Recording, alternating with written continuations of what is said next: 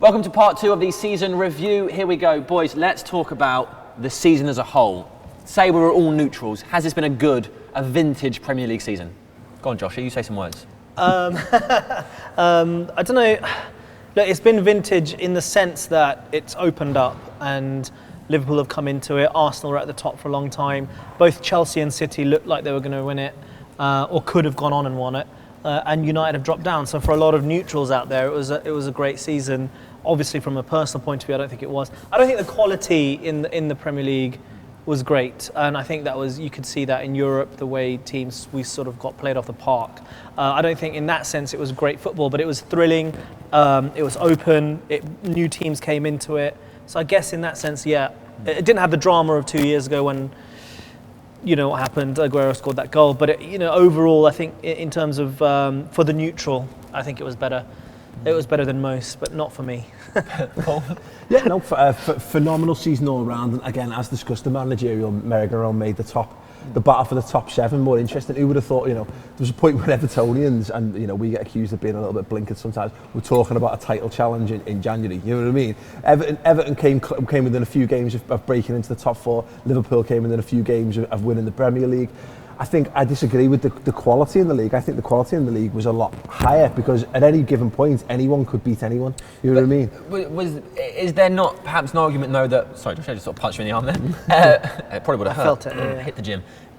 Teams like City, Liverpool, they've done well this season, Chelsea, Manchester United, at points, although not Liverpool, I guess you would argue, have all underperformed. City, their away form was appalling. Would you not want the best teams beating everybody, and that is a competitive edge? Because if the top 3 teams are winning every game, who's going to win then? It's not the SPL.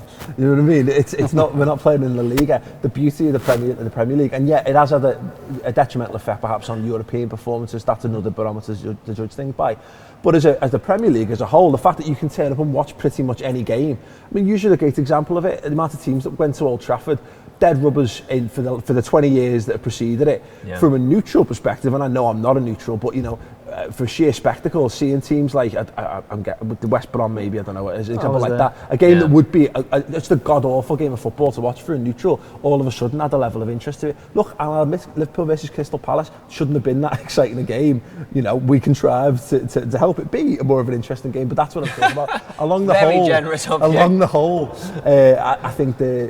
I thought the quality of the Premier League was a far more exciting league in general. It was exciting because the quality range had sort of got closer, because of things like drops by United, Tottenham not really making that step up, Arsenal sort of being a bit stagnant overall. I know there were injuries and stuff. And the only real team that really stepped up were Liverpool and probably maybe Everton, but even in results they were the same. I think that the range sort of dropped a little and the overall quality wasn't quite as good, but it made it more exciting. So that's my point. The team at the top of the league swapped 25 times, which is a record for recent seasons. What a good season. What's your highlight? I thought it was a good quality season. There was more teams that were closer than ever before. There weren't teams that were just miles ahead of everybody. And, Liverpool, the way in which Liverpool emerged, Everton, playing quality football, Everton. I remember when they came down to our place, they played quality football, really good team when they played us away as well.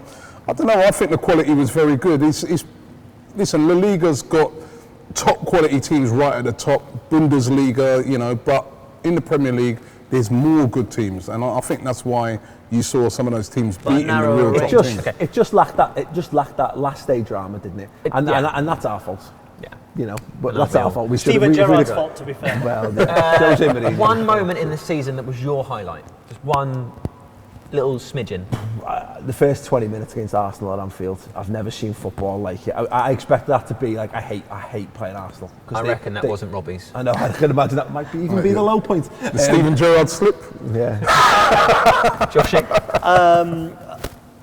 Patrice Evra's goal and the 22 seconds after that, phenomenal. Well, 21 seconds. That 20 second was awful. 21 seconds ago. After that, yeah. So it was that was probably the absolute highlight. But then Adnan Januzaj's debut and the way he's emerged, I think those are the two main things. Jack Wilshere's goal of the season. The pass, brilliant. Lucky, wasn't it? If you're going to poach one player from another team in the Premier League, who's it going to be?